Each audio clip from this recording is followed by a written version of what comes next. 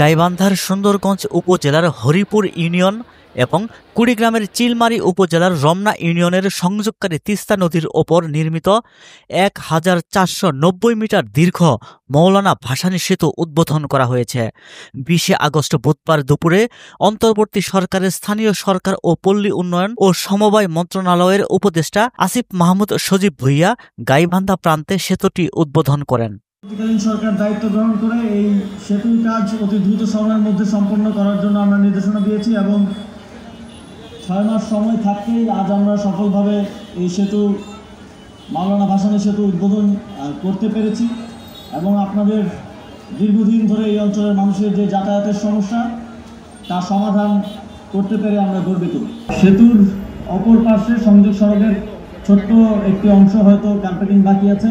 আপনারা জানেন এখন বৃষ্টির মৌসুম চলছে, আশা করি সেপ্টেম্বর মাসে বৃষ্টির মৌসুম শেষ হলে আমরা খুব দ্রুত সময়ের মধ্যে সেটি সম্পন্ন করার মাধ্যমে এই অঞ্চলের যাতায়াতের সমস্যার একটি বড় সমাধান হবে।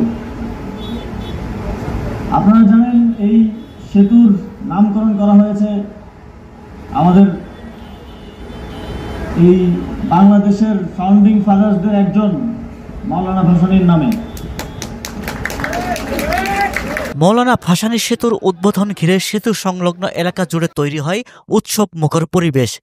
সেতুর আনুষ্ঠানিক উদ্বোধনের আগেই গাইবান্ধা প্রান্ত থেকে হাজারো মানুষ পায়ে হেঁটে ও মোটর সাইকেলে সেতু পার হন। উৎসুক জনতার উৎসাহ ও উচ্ছ্বাসকে স্বাগত জানিয়ে কোনো বাধা ছাড়াই সেতু পারাপার উন্মুক্ত রাখে সংশ্লিষ্ট কর্তৃপক্ষ। পরে দুই প্রান্ত থেকে হাজারো নারী পুরুষ ও শিশু কিশোর সেতু পার হয়ে উদ্বোধনী দিনটি উপভোগ করে।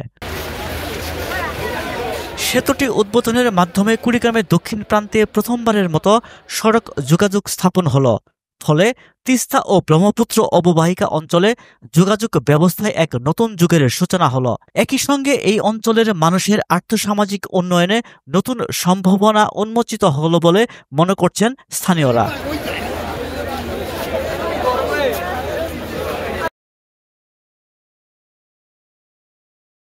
ওয়ালটন এখন দেশের সীমানা পেরিয়ে পৌঁছে গিয়েছে ৫০টিরও বেশি দেশে।